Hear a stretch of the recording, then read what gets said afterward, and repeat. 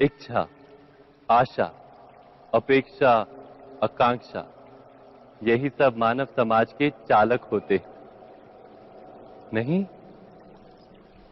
यदि कोई आपसे पूछे कि आप कौन, तो आपका उत्तर क्या होगा? विचार कीजिए।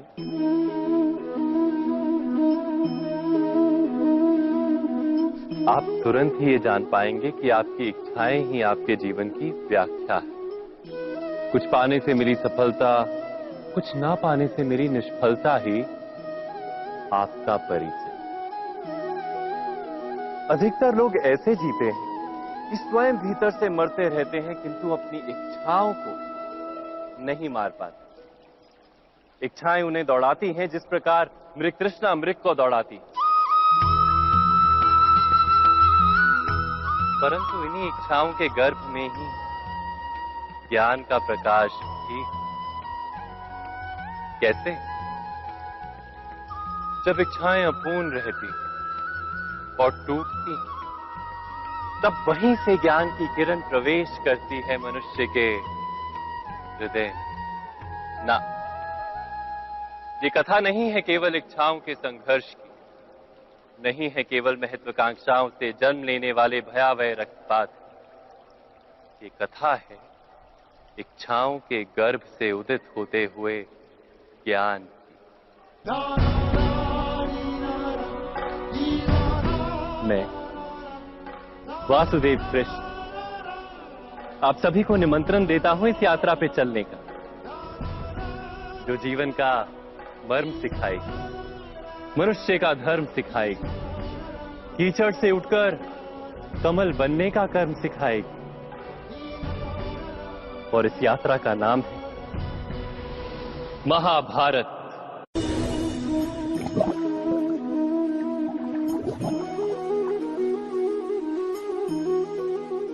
इस संसार में आने वाला प्रत्येक बालक संपूर्णतः संस्कार रहित होता है।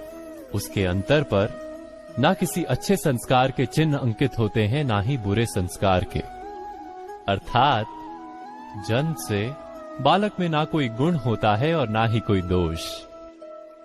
तो ये दोष अथवा गुण किस प्रकार प्राप्त होते हैं? क्या हमने कभी विचार किया है? जो बात माता पिता के मुख से निरंतर सुनी जाती है, वही बात उनकी संतानों के हृदय का संस्कार बनती है। जैसे किसी गांव में नदी तट तक एक पगडंडी बन जाती है केवल उस मार्ग पर बार बार चलने के कारण। अर्थात माता पिता के हृदय की इच्छाएं उनकी संतानों के हृदय का दोष अथवा गुण बनकर जन्म लेती हैं। क्या ये सत्य नहीं? पर फिर भी जब उनकी संतानों में कोई दोष दिखाई देता है, तो माता पिता आश्चर्य और दुख से भर जाते। माता पिता का हृदय ये प्रश्न करता है कि उनकी संतानों में ये कुसंस्कार आए कहां से। सत्य तो यही है कि माता पिता अपनी संतानों को अनजाने में ही कुसंस्कार के बीज दे देते हैं, जो उनके संतानों की हृदय भूमि पर कुसंस्कार का वृक्ष बनकर उगता है। अर्थात अपनी संतानों को सुसंस्कारी और धर्ममय बनाने की आशा रखने वाले प्रत्येक माता पिता को प्रथम अपने हृदय की इच्छाओं पर अंकुश रखना क्या अनिवार्य नहीं?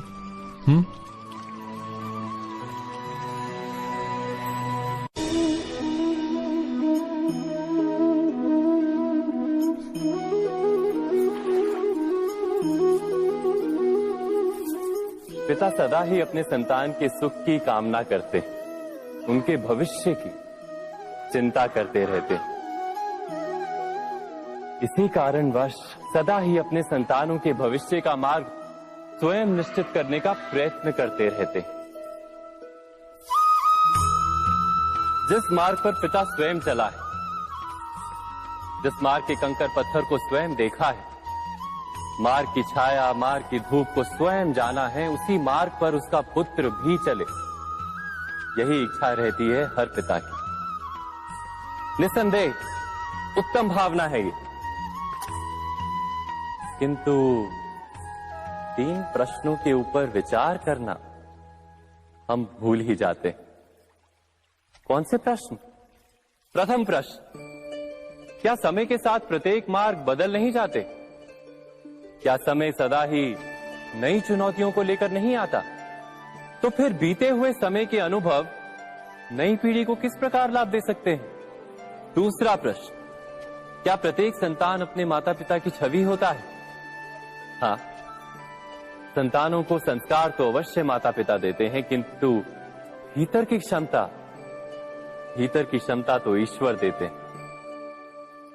तो जिस मार्ग पर पिता को सफलता मिली है, विश्वास है कि उसी मार्ग पर उसकी संतानों को भी सफलता और सुख प्राप्त होगा। तीसरा प्रश्न, क्या जीवन के संघर्ष और चुनौतियां लाभकारी नहीं होती? क्या प्रत्येक नया प्रश्न एक नए उत्तर का द्वार नहीं खोलता? तो फिर संतानों को नए नए प्रश्नों, संघर्षों और चुनौतियों से दूर रखना, ये उनके लिए लाभ करना कहलाएगा या हानि पहुंचाना? अर्थात जिस प्रकार संतान के भविष्य का निर्माण करने के बदले उसके चरित्र का निर्माण करना श्रेष्ठ है, वैसे ही संतानों के जीवन का मार्ग निश्चित करने के बदले उन्हें नए संघर्षों के साथ जूझने के लिए मनोबल व ज्ञान देना अधिक लाभदायक नहीं होगा? स्वयं विचार कीजिए।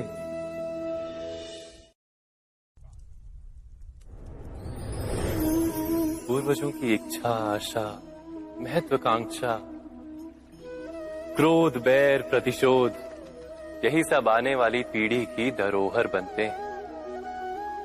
माता पिता अपनी संतानों को देना तो चाहते हैं समस्त विश्व का सुख, पर देते हैं अपनी पीड़ाओं की संपत्ति। देना चाहते हैं अमृत, पर साथ ही साथ विष का घड़ा भी भर देते हैं। आप विचार कीजिए, आपने अपनी संतानों को क्या दिया आज तक? अवश्य प्रेम, ज्ञान, संपत्ति आदि दिए, पर क्या साथ ही साथ उनके मन को मैल से भर देने वाले पूर्व ग्रह नहीं दिए? अच्छे बुरे की पूर्व निर्धारित व्याख्याएं नहीं दी? व्यक्ति का व्यक्ति के साथ, समाजों का समाजों के साथ, राष्ट्र का राष्ट्र के साथ संघर्ष क्या इन्हीं पूर्व ग्रहों से निर्मित नहीं होते? हत्या, मृत्यु, रक्तपात क्या इन्हीं पूर्व ग्रहों से नहीं जन्मते? अर्थात माता पिता अपनी संतानों को जन्म के साथ मृत्यु का दान भी देते हैं। प्रेम के प्रकाश के साथ साथ घृणा का अंधकार भी देते हैं, और अंधकार मन का, हृदय का हो या वास्तविक हो, उससे केवल भय प्राप्त होता है, केवल भय। स्वयं विचार कीजिए।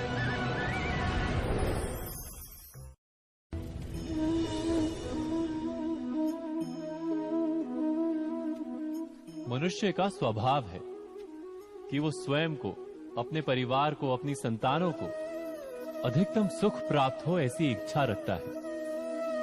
इसी कारण से हम सदा श्रम और कष्ट से अंतर रखते हैं, विश्राम और सुविधाओं को बढ़ाने का प्रयास करते हैं। स्वयं अपने जीवन का विचार कीजिए, क्या ये सत्य नहीं कि हम अपनी संतानों के लिए सदा ही विश्राम और सुविधा का आयोजन करते हैं? पर क्या कभी सोचा है केवल विश्राम से क्या लाभ प्राप्त होता है? केवल सुख और सुविधा जिन्हें प्राप्त हो, उनका जीवन कैसा होता है? शरीर जब श्रम करता है तो अधिक स्वस्थ बनता है। बुद्धि भी जब कठिन चुनौतियों का सामना करती है तो अधिक तेजस्वी बनती है। ये हम सबका अनुभव है, पर हम शायद ये भूल जाते हैं कि मन और आत्मा को जब कठिनाइयां प्राप्त होती हैं, तब वे भी अधिक बलवान होती हैं। अर्थात जब भी हम अपनी संतानों को श्रम और दुख से दूर रखने का प्रयास करते हैं, क्या वास्तव में उनके सुख का मार्ग बंद नहीं कर देते। स्वयं विचार कीजिए।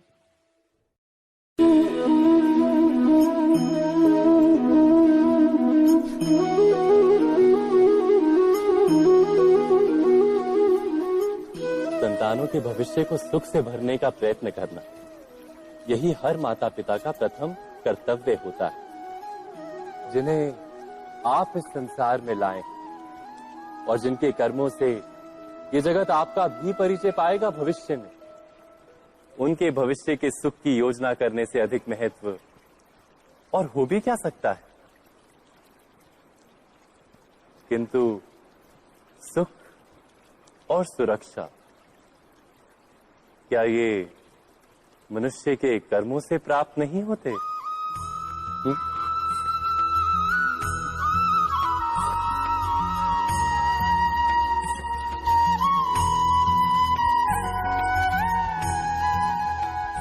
माता पिता के दिए हुए अच्छे या बुरे संस्कार, उनकी दी हुई योग्य अथवा अयोग्य शिक्षा, क्या आज के सारे कर्मों का मूल नहीं?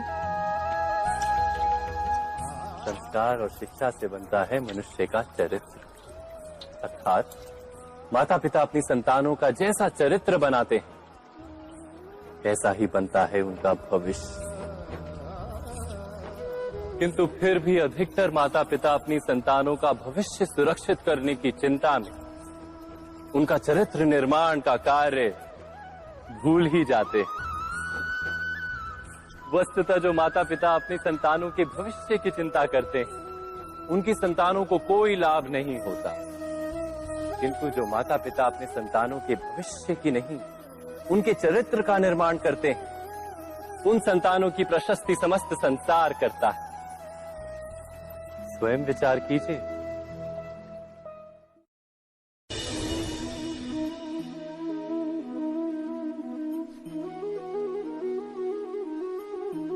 एक ही गुरु के पास शिक्षा प्राप्त करने वाले सारे शिष्य एक समान विद्या प्राप्त नहीं कर पाते। सारे शिष्य गुरु की बातें सुनते हुए अवश्य दिखाई देते हैं, उनकी पूजा करते हुए दिखाई देते हैं, किंतु एक समान विद्या प्राप्त नहीं कर पाते। क्या कभी विचार किया है ऐसा क्यों होता है? सत्य तो यह है कि विद्या प्राप्त ना कर पाने वाले शिष्य समर्पण का दिखावा तो करते हैं, किंतु समर्पण का वास्तविक अर्थ नहीं समझ पाते।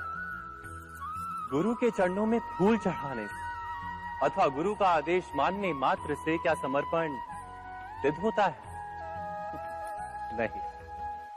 समर्पण का वास्तविक अर्थ है जब गुरु के प्रति मन में कोई संदेह ना रहे, गुरु के मुख से आदेश निकले उससे पूर्व शिष्य उस कार्य को पूरा कर दे।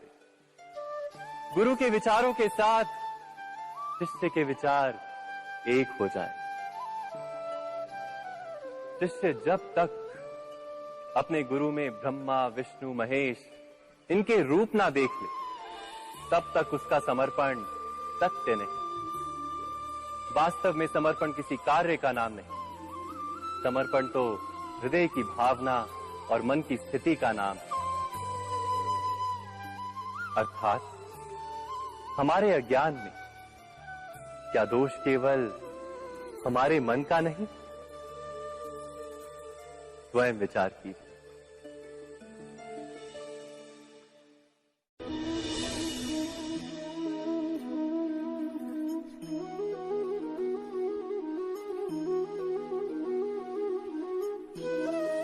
ज्ञान प्राप्ति सदा ही समर्पण से होती है, यह हम सब जानते हैं। किंतु समर्पण का वास्तविक महत्व क्या है?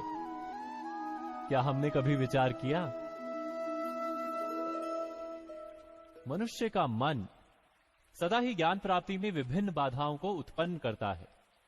कभी किसी अन्य विद्यार्थी से ईर्ष्या हो जाती है, कभी पढ़ाए हुए पाठों पर संदेह जन्मता है और कभी गुरु द्वारा दिया गया दंड मन को अहंकार से भर देता है। नहीं, क्या ऐसा नहीं होता? न जाने कैसे कैसे विचार मन को भटकाते हैं और मन की इसी अयोग्य स्थिति के कारण हम ज्ञान प्राप्त नहीं कर पाते। मन की योग्य स्थिति केवल समर्पण से निर्मित होती है। समर्पण मनुष्य के अहंकार का नाश करता है, ईर्ष्या, महत्वाकांक्षा आदि भावनाओं को दूर कर हृदय को शांत करता है और मन को एकाग्र करता है। वास्तव में ईश्वर की सृष्टि में ना ज्ञान की मर्यादा है ना ज्ञानियों की। गुरु दत्तात्रेय ने तो गाय और श्वान से भी ज्ञान प्राप्त कर लिया था। अर्थात विषय ब्रह्म ज्ञान का हो या जीवन के ज्ञान का या गुरुकुल में प्राप्त होने वाले ज्ञान का, उसकी प्राप्ति के लिए गुरु से अधिक महत्व है उस गुरु के प्रति हमारा समर्पण। क्या ये सत्य नहीं? स्वयं विचार कीजिए।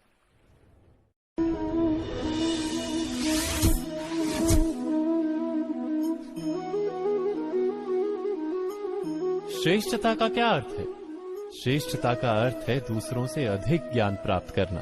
अर्थात मूल्य इस बात का नहीं कि स्वयं कितना ज्ञान प्राप्त किया, मूल्य इस बात का है कि प्राप्त किया हुआ ज्ञान अन्य लोगों से कितना अधिक है।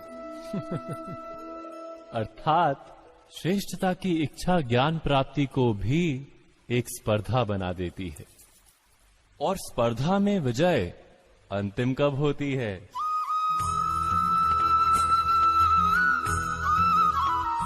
कुछ समय के लिए तो श्रेष्ठ बना जा सकता है, किंतु सदा के लिए कोई श्रेष्ठ नहीं रह पाता। फिर वही असंतोष, पीड़ा और संघर्ष जन्म लेता है। किंतु श्रेष्ठ बनने के बदले यदि उत्तम बनने का प्रयत्न करें तो क्या होगा? उत्तम का अर्थ है कि जितना प्राप्त करने योग्य है वो सब प्राप्त करना, किसी से अधिक पाने की इच्छा से नहीं, मात्र आत्मा की तृप्ति हेतु कुछ प्राप्त करना।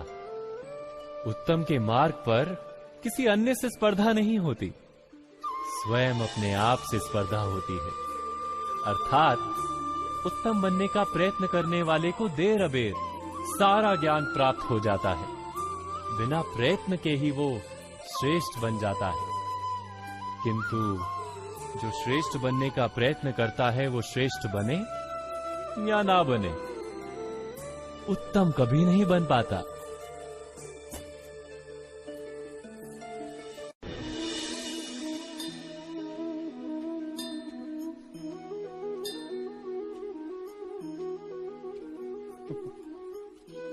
जब जब मनुष्य के सामने कोई विकट स्थिति आती है तो मनुष्य ईश्वर से प्रार्थना करता है, ईश्वर के समक्ष याचना करता है कि वो स्थिति से उभरे। किंतु इस प्रार्थना का वास्तविक रूप क्या है? क्या ये हमने कभी विचार किया है? प्रार्थना का अर्थ है अपनी सारी आशंकाएं, सारी चिंताएं, सारे संकल्प विकल्प, अपनी सारी योजनाएं ईश्वर के चरणों पर रख देना। अर्थात अपने कर्म का फल क्या होगा इसकी चिंता ना करके धर्म के अनुरूप कर्म करना, ईश्वर की योजना को अपनी नियति मानना, यही प्रार्थना है ना। किंतु ईश्वर की योजना को समझ पाना क्या संभव है? वो योजना तो हमारे कार्यों के परिणाम के रूप में प्रकट होती है सदा ही, किंतु यदि कोई कर्मों का ही त्याग कर दे, क्या वो प्रार्थना है? वास्तव में कर्म ही जीवन और फल के प्रति मोह ना रखना ही सच्ची प्रार्थना। जो प्रार्थना कर्म में बाधा बन जाए, मनुष्य को कार्य ही ना करने दे, वो प्रार्थना है या पराजय? स्वयं विचार कीजिए।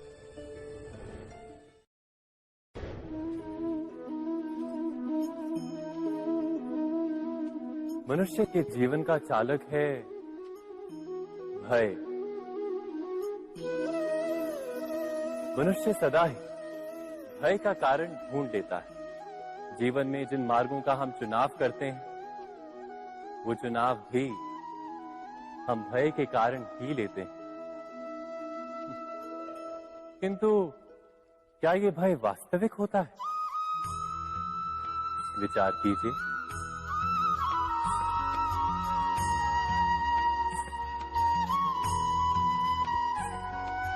भय का अर्थ है आने वाले समय में विपत्ति की कल्पना। किंतु समय का स्वामी कौन? ना तो हम समय के स्वामी हैं, ना हमारे शत्रु या प्रतिस्पर्धी। समय तो ईश्वर के अधीन चलता है। तो क्या यदि कोई आपको हानि पहुंचाने के लिए केवल योजना बनाता है, वो वास्तव में आपको हानि पहुंचा सकता है? नहीं। किंतु भय से भरा हुआ हृदय हमें अधिक हानि पहुंचाता है। क्या ये सत्य नहीं?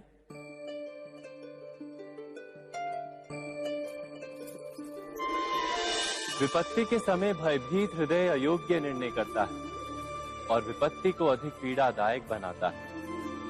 किंतु विश्वास से भरा हृदय विपत्ति के समय को भी सरलता से पार कर जाता है। अर्थात जिस कारण से मनुष्य हृदय में भय को स्थान देता है, भय ठीक उससे विपरीत कार्य करता है। क्या ये सत्य नहीं? स्वयं विचार कीजिए।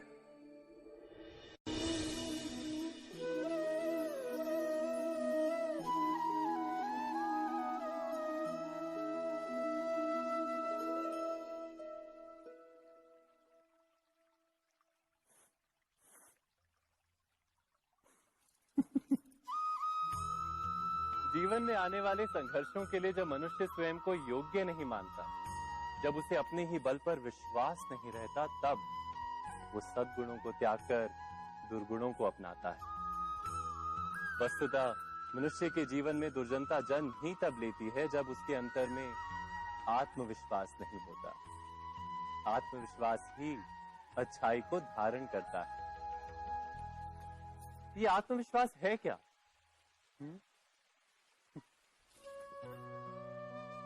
जब मनुष्य ये मानता है कि जीवन का संघर्ष उसे दुर्बल बनाता है, तो उसे अपने ऊपर विश्वास नहीं रहता। वो संघर्ष के पार जाने के बदले संघर्ष से छूटने के उपाय ढूंढने लगता है। किंतु जब वो ये समझता है कि ये संघर्ष उसे अधिक शक्तिशाली बनाते हैं, ठीक जैसे व्यायाम करने से देह की शक्ति बढ़ती, तो प्रत्येक संघर्ष के साथ उसका उत्साह बढ़ता है। अर्थात आत्मविश्वास और कुछ भी नहीं, मन की स्थिति, जीवन को देखने का दृष्टिकोण मात्र है। और जीवन का दृष्टिकोण तो मनुष्य के अपने वश में होता है। स्वयं विचार कीजिए।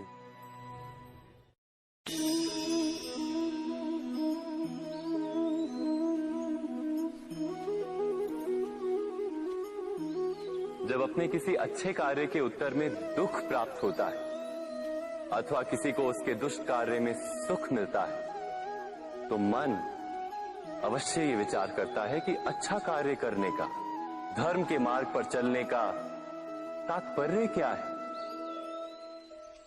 पर दुष्ट आत्मा को क्या प्राप्त होता है, ये भी देखिए। दुष्टता करने वाला हृदय सदा चंचल रहता है, अकुलाता रहता है। मन में सदा नए नए संघर्ष उत्पन्न होते हैं। अविश्वास उसे जीवन भर दौड़ाता है। क्या ये सुख? जबकि धर्म पे चलने वाला, अच्छा कार्य करने वाला, सच्चरित्र व्यक्ति का हृदय शांत रहता है। परिस्थितियां उसके जीवन के सुख में बाधा नहीं बनती। समाज में सम्मान और मन में संतोष रहता है सदा।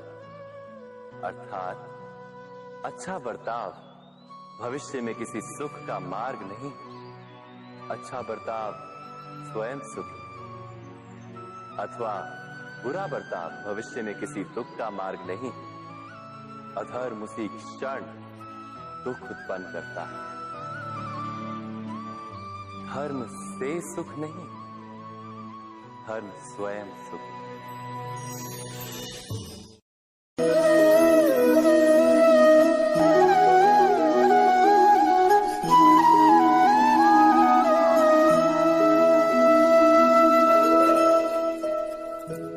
जब किसी व्यक्ति को किसी घटना में अन्याय का अनुभव होता है तो वो घटना उसके अंतर को झकझोर देती है।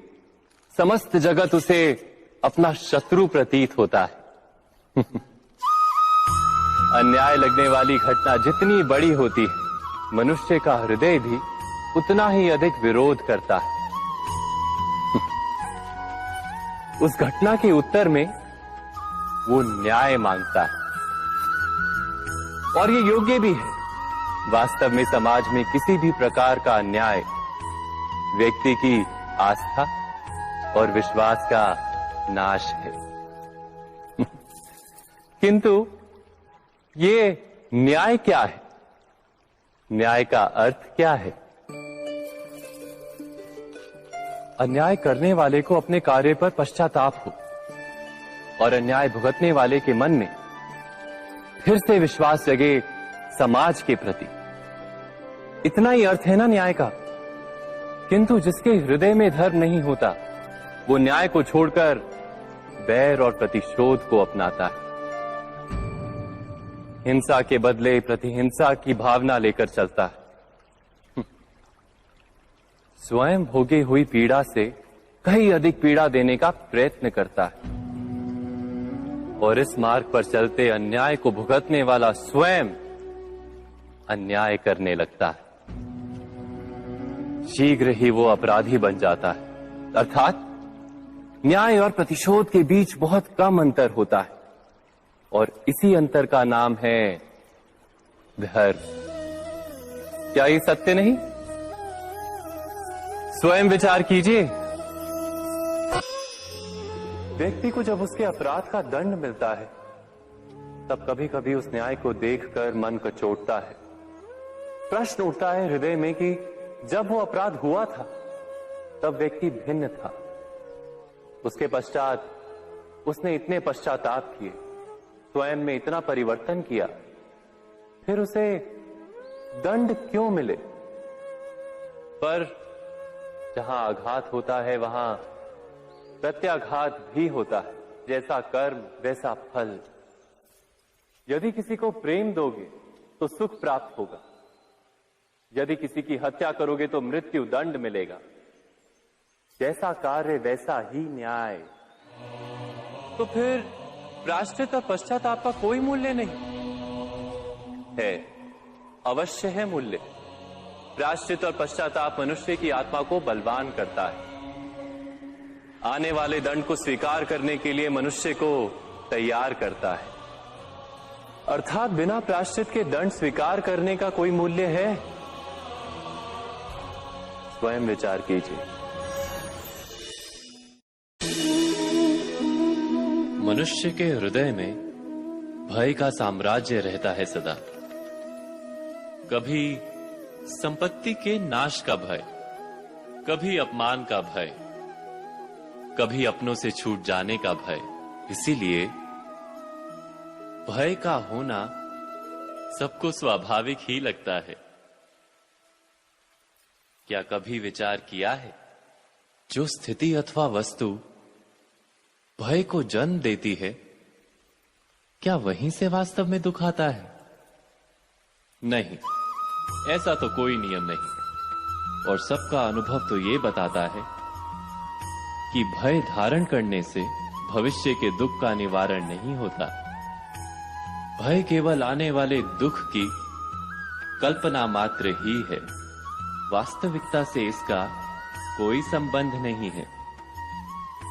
तो क्या ये जानते हुए भी कि भय कुछ और नहीं, केवल कल्पना मात्र ही है, इससे मुक्त होकर निर्भय बन पाना क्या बहुत कठिन है? अवश्य विचार कीजिएगा।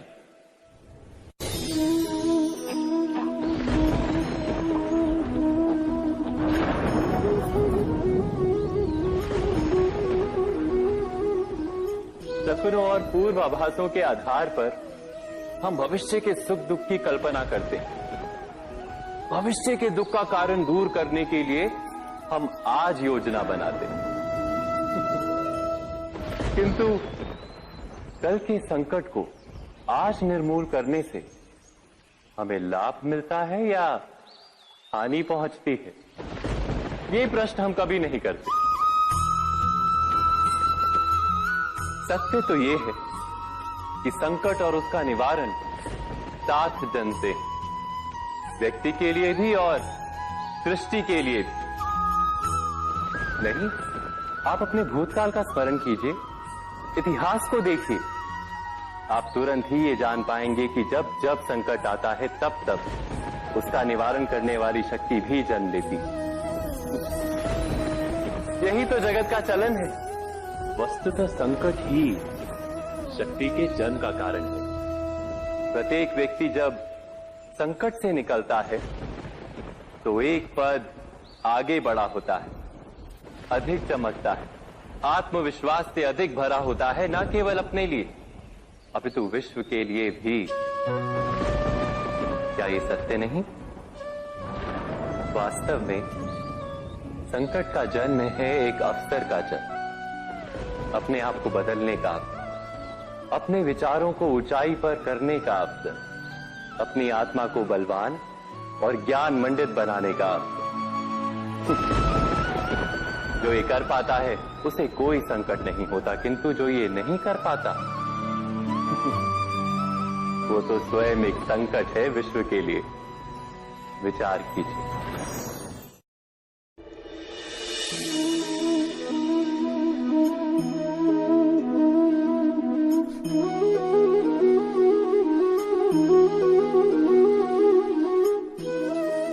जीवन का हर क्षण निर्णय का क्षण होता है। प्रत्येक पद पर दूसरे पद के विषय में कोई निर्णय करना ही पड़ता है, और निर्णय अपना प्रभाव छोड़ जाता है। आज किए गए निर्णय भविष्य में सुख अथवा दुख निर्मित करते हैं, ना केवल अपने लिए, अपने परिवार के लिए भी, आने वाली पीढ़ियों के लिए भी। जब कोई दुविधा सामने आती है तो मन व्याकुल हो जाता है, अनिश्चय से भर जाता है। निर्णय का वो क्षण युद्ध बन जाता है और मन बन जाता है युद्ध भूमि।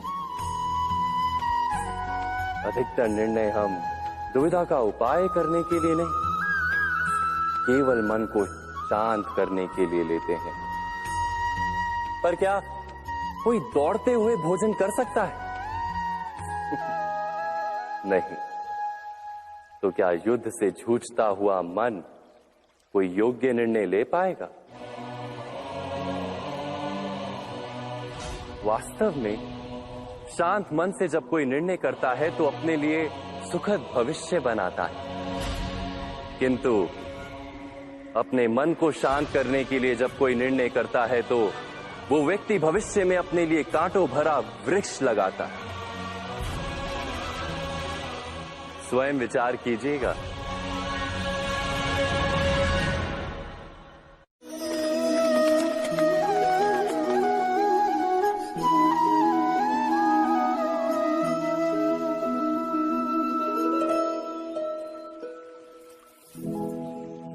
निर्णय के क्षण में हम सदा ही किसी अन्य के सुझाव, सूचना, मंत्रणा या परामर्श को आधार बनाते हैं, और हमारे भविष्य का आधार हमारे आज लिए गए निर्णय के ऊपर होता है। तो क्या हमारा भविष्य किसी अन्य के परामर्श, किसी अन्य के सुझाव का फल है?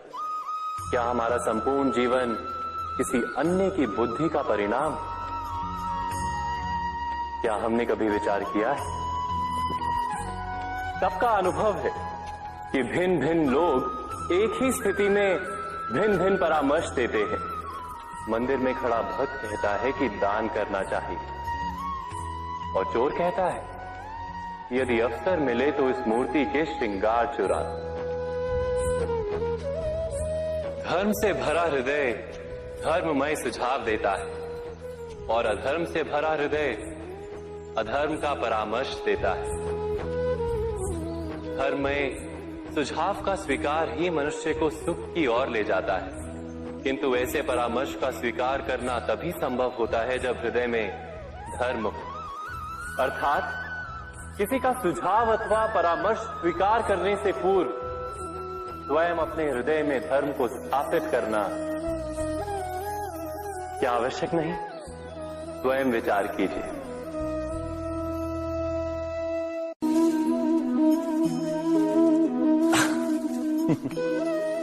मनुष्य के सारे संबंधों का आधार है अपेक्षा। पति कैसा हो जो मेरा जीवन सुख और सुविधा से भर दे? पत्नी कैसी हो जो सदैव मेरे प्रति समर्पित रहे? संतान कैसी हो जो मेरी सेवा करे, मेरा आदेश माने?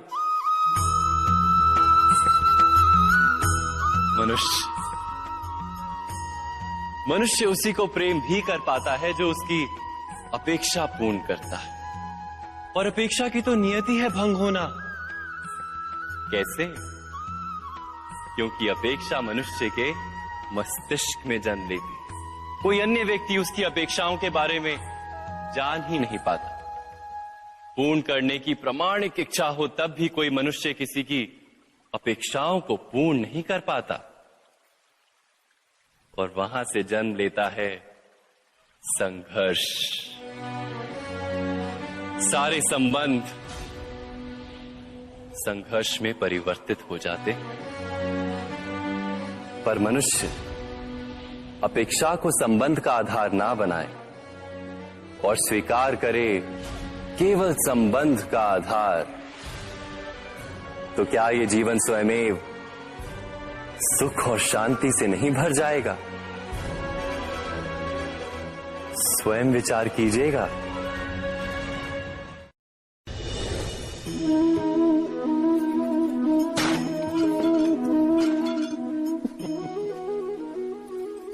कभी कभी कोई घटना मनुष्य के जीवन की सारी योजनाओं को तोड़ देती और मनुष्य उस आघात को अपने जीवन का केंद्र मान लेता। पर क्या भविष्य मनुष्य की योजनाओं के आधार पर निर्मित होते हैं? नहीं। जिस प्रकार किसी ऊंचे पर्वत पर सर्वप्रथम चढ़ने वाला उस पर्वत की तलाई में बैठकर जो योजना बनाता है, क्या वही योजना उसे उस पर्वत की चोटी तक पहुंचाती है? नहीं। वास्तव में वो जैसे जैसे ऊपर चढ़ता है वैसे वैसे उसे नई नई चुनौतियां, नई नई विडंबनाएं, नए नए अवरोध मिलते हैं। प्रत्येक पद पर वो अपने अगले पद का निर्णय करता है। प्रत्येक पद पर उसे अपनी योजनाओं को बदलना पड़ता है। कहीं पुरानी योजना उसे खाई में ना ढकेल दे। वो पर्वत को अपने योग्य नहीं बना पाता, केवल स्वयं को पर्वत के योग्य बना सकता है।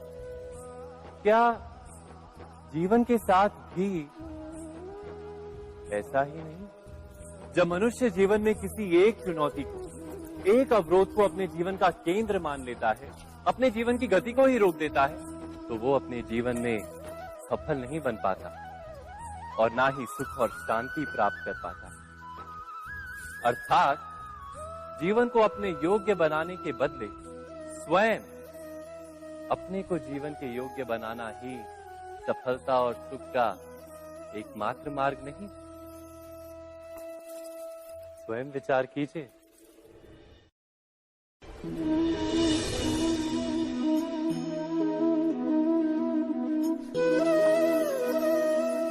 सत्ता की लालसा सबके हृदय को घेरे रहती है। प्रत्येक व्यक्ति अपना एक राष्ट्र निर्मित करने का प्रयत्न अवश्य करता है। फिर वो राष्ट्र कुरु राष्ट्र की भांति बहुत बड़ा हो या फिर अपने परिवार तक सीमित हो, वो सत्ता प्राप्त करने का प्रयास अवश्य करता है। किंतु सत्ता का वास्तविक रूप क्या है? क्या हमने कभी विचार किया है? एक मनुष्य जितने अधिक लोगों के जीवन को प्रभावित कर सके, जितने अधिक लोगों के जीवन की स्वतंत्रता पर अंकुश रख सके, उतनी ही अधिक सत्ता का अनुभव करता है वो। सत्ता का वास्तविक रूप ही है अन्य के जीवन पर स्वयं का प्रभाव। किंतु क्या वास्तविक प्रभाव प्रेम, दया, करुणा और धर्म से निर्मित नहीं होता? जब भी मनुष्य कठोरता और अधर्म से सत्ता प्राप्त करने का प्रयत्न करता है, तब वो दूसरों के हृदय में विरोध अथवा विद्रोह को जन्म देता है। और परिणाम कुछ इस प्रकार। हाँ, कुछ समय के लिए वो स्वयं को प्रभावी और शक्तिशाली अवश्य पाता है, किंतु वो वास्तविक सत्ता नहीं। यही कारण है कि भृगु और वशिष्ठ जैसे ऋषियों की आज भी पूजा की जाती है, रावण और हिरण्यकश्यप की नहीं। इस पर तो आप विचार अवश्य करें। सत्य कहा ना।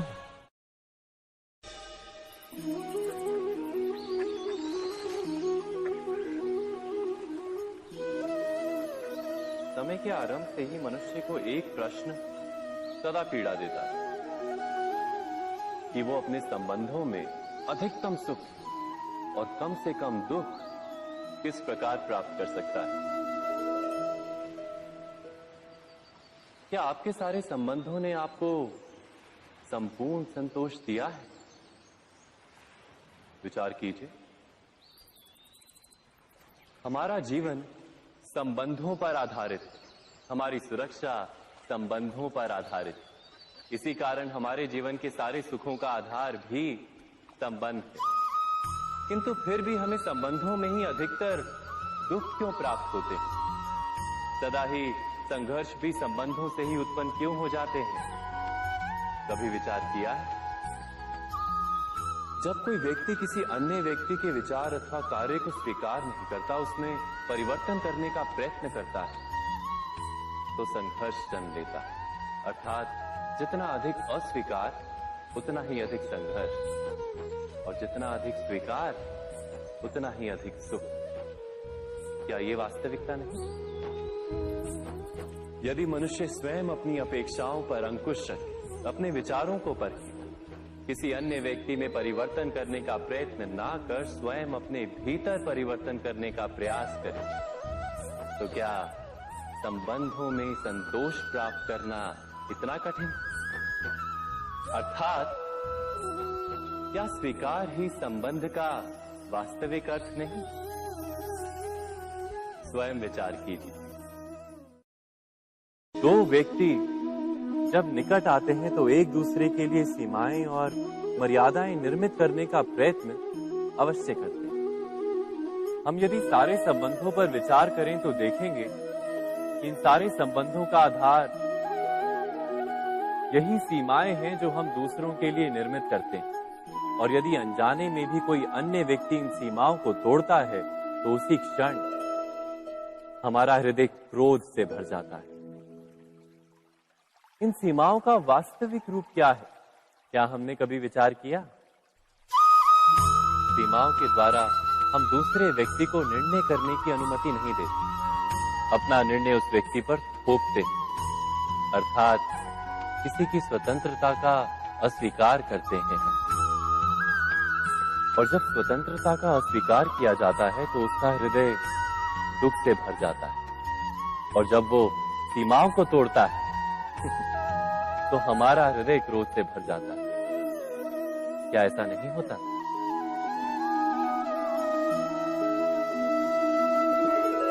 पर यदि एक दूसरे की स्वतंत्रता का सम्मान किया जाए तो किसी मर्यादाओं या सीमाओं की आवश्यकता ही नहीं होती। अर्थात जिस प्रकार स्वीकार किसी संबंध का देह है, क्या वैसे ही स्वतंत्रता किसी संबंध की आत्मा नहीं?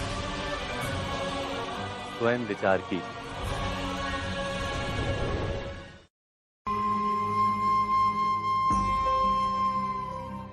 प्रत्येक मनुष्य के जीवन में ऐसा क्षण अवश्य आता है जब सारे स्वप्न, सारी आशाएं, सारे दृश्य ध्वस्त हो जाते हैं। जीवन के सारे आयोजन ही बिखर जाते हैं।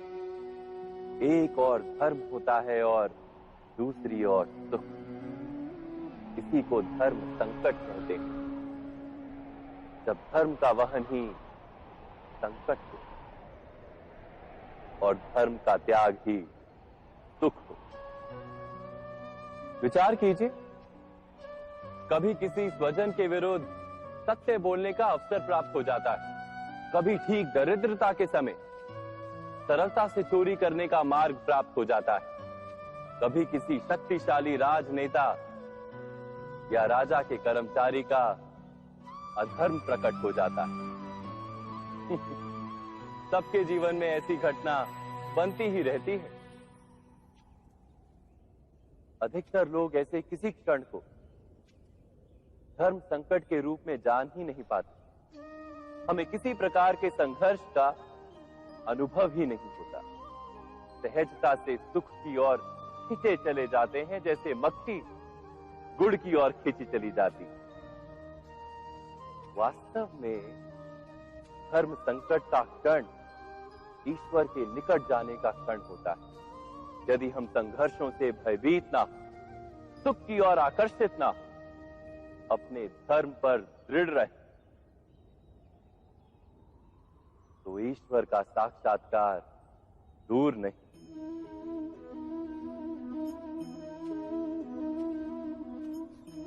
पवन से युद्ध करने वाला पत्ता यदि पेड़ से गिरता है तो भी आकाश की ओर उठता है। पवन से झुकने वाली घास वहीं भूमि पर रह जाती है। अर्थात धर्म संकट से यदि हम संकट को ही टाल दें तो सुख तो मिलता है, जीवन बढ़ता है, किंतु क्या चरित्र नहीं टूटता? क्या आत्मा दरिद्र नहीं हो जाती? क्या ईश्वर से अंतर नहीं हो जाता? स्वयं विचार कीजिए। जब भी किसी की आशा और इच्छा भंग होती है तो उसका हृदय क्रोध से भर जाता है। जिस व्यक्ति को वो अपना अपराधी समझता है उसे दंड देने का प्रयत्न करता है।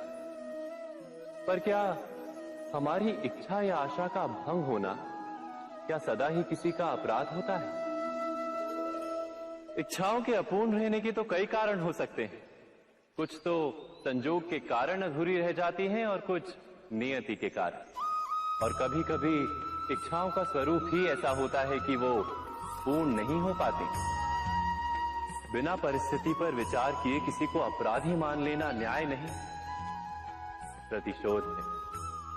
न्याय का आधार तो दया है, करुणा है, और प्रतिशोध का आधार क्रोध, अहंकार।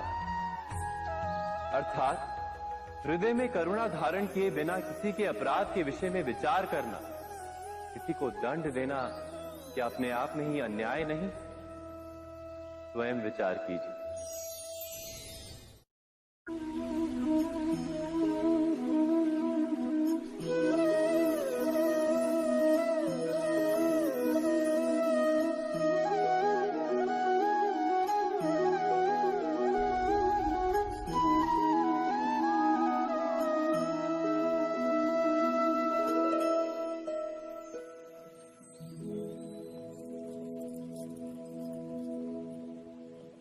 भविष्य के आधार पर सब आज का निर्णय लेना चाहते हैं।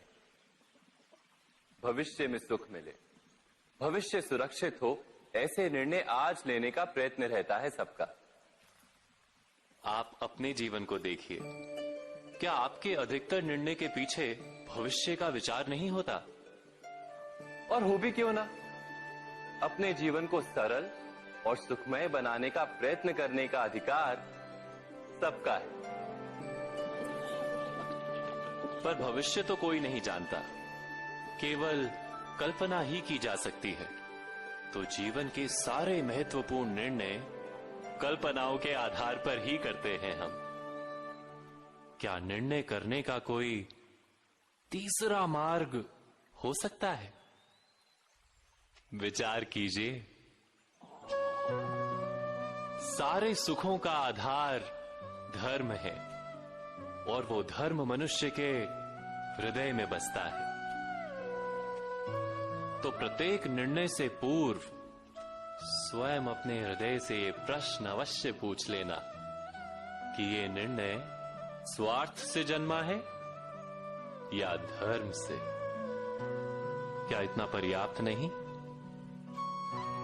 भविष्य के बदले धर्म का विचार करने से क्या भविष्य अधिक सुखपूर्ण नहीं होगा? स्वयं विचार कीजिए।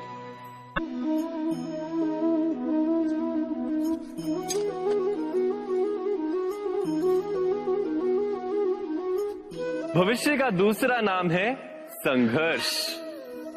हृदय में आज इच्छा होती है और यदि पूर्ण नहीं हो पाती तो हृदय भविष्य की योजना बनाता है। भविष्य में इच्छा पूर्ण होगी ऐसी कल्पना करता रहता है, किंतु जीवन ना तो भविष्य में है ना अतीत में। जीवन तो इस क्षण का नाम, अर्थात इस क्षण का अनुभव ही जीवन का अनुभव। पर हम ये जानते हुए भी इतना सा सत्य समझ नहीं पाते। या तो हम बीते हुए समय के स्मरणों को घेर कर बैठे रहते हैं, या फिर आने वाले समय के लिए हम योजनाएं बनाते रहते हैं, और जीवन जीवन बीत जाता है। एक सत्य यदि हम हृदय में उतार लें कि ना हम भविष्य देख सकते हैं, ना ही भविष्य निर्मित कर सकते हैं, हम तो केवल धैर्य और साहस के साथ भविष्य को आलिंगन दे सकते हैं, स्वागत कर सकते हैं भविष्य का। तो क्या जीवन का हर पल जीवन से नहीं भर जाएगा? स्वयं विचार कीजिए।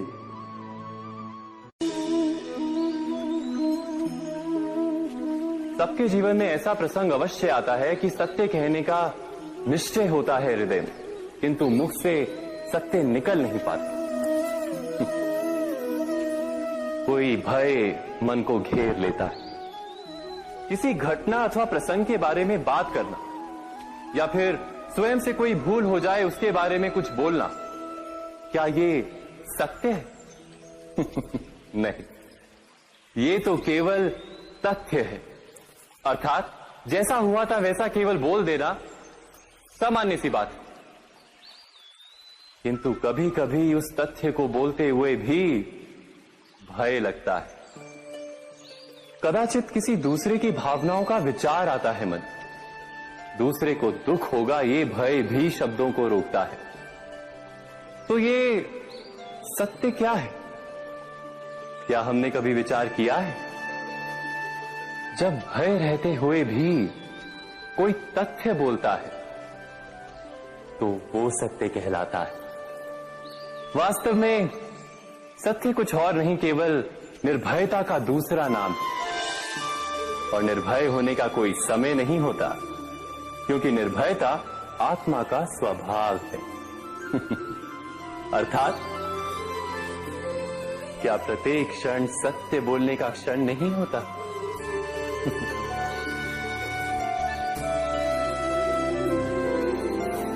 स्वयं विचार कीजिए।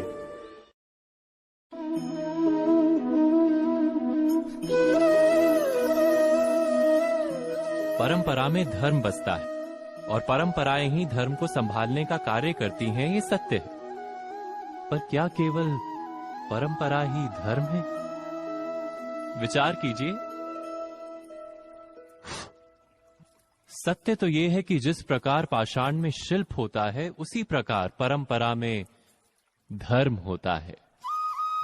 इस पत्थर में शिल्प है, ये पत्थर शिल्प नहीं। शिल्प को उजागर करने के लिए उसे तोड़ना पड़ता है, अनावश्यक भागों को दूर करना पड़ता है। ठीक उसी प्रकार परंपराओं में धर्म ढूंढना पड़ता है। जिस प्रकार इंद्र पूजा की परंपरा को तोड़कर गोवर्धन पूजा का धर्म ना ढूंढा जाता, तो यादवों को उनकी मुक्ति का मार्ग नहीं मिल पाता। अर्थात परंपरा को पूर्णता छोड़ देने वाला धर्म से वंचित रह जाता है, और परंपरा का अंध अनुकरण करने वाला भी धर्म को प्राप्त नहीं कर पाता। कहते हैं हंस के पास नीर क्षीर विवेक होता है। दूध में मिले पानी को छोड़कर केवल दूध ही ग्रहण करता है। तो क्या सच्चा धर्म प्राप्त करने के लिए हृदय में ज्ञान से जन्मा विवेक आवश्यक है? और ऐसे विवेक के बिना जिसे धर्म मान भी लिया जाए, जो वास्तव में धर्म ना भी हो, ऐसा भी तो हो सकता है।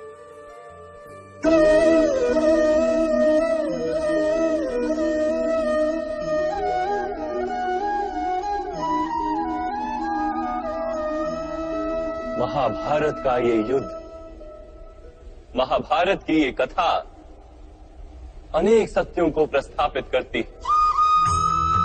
महानतम सत्य ये कि अलगपन और भिन्नता ही अधर्म का मूल है और एकात्मता ही धर्म का आधार है। कैसे? स्वयं विचार कीजिए। मनुष्य का हृदय सुख की आशाओं से, सत्ता और संपत्ति की इच्छाओं से घिरा रहता है सदा। किंतु सामान्य रूप से मनुष्य अपने माता पिता, संतानों, भाई बहन या पत्नी के साथ उचित व्यवहार ही करता है, कोई अन्याय नहीं करता। वो सुख और संपत्ति को समान भागों में बांटकर भोगता है, क्योंकि वो ये जानता है कि उसके सुख का आधार है उसका परिवार, उसके सुख का कारण है उसका परिवार।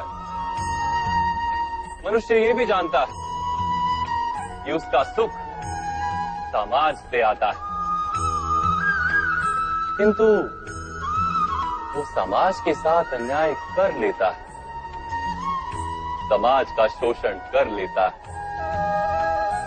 क्योंकि वो समाज को अपने सुख का कारण नहीं मानता, वो समाज को अपने सुख का साधन मानता है। भेद है तो कारण और साधन में। मनुष्य को जब ये बोध हो जाता है कि सारा संसार परमात्मा का ही रूप है, प्रत्येक जीव परमात्मा का ही अंश है, अर्थात कोई पराया नहीं, सब अपने, ये सारा संसार अपना ही है, अपना ही परिवार है, तो क्रोध का कोई कारण ही नहीं रह जाता। सारे संघर्ष, सारा वैर, सारा प्रतिशोध नष्ट हो जाता है। अंतर में परमात्मा और संसार में एकात्मता, यही धर्म का मूल सिद्धांत है। महाभारत की ये यात्रा क्रोध से बोध की यात्रा है, भिन्नता से एकात्मता की यात्रा है।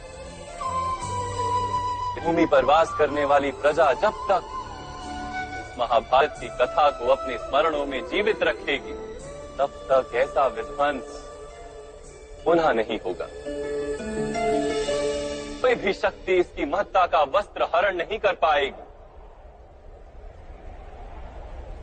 इस यात्रा में मेरे साथ प्रवास करने वालों को मैं अभिनंदन देता हूं। उनके हृदय में धर्म का बीज स्थापित, कल्याण, संसार का कल्याण। ओम सहना भवतु। ईश्वर हमारा रक्षण करे। सहनो भुनक्तु। हम सब मिलकर सुख भोगे। सहवीर्यम करवावहे। एक दूसरे के लाभ प्रयास करें। तेजस्विनावधितमस्तु।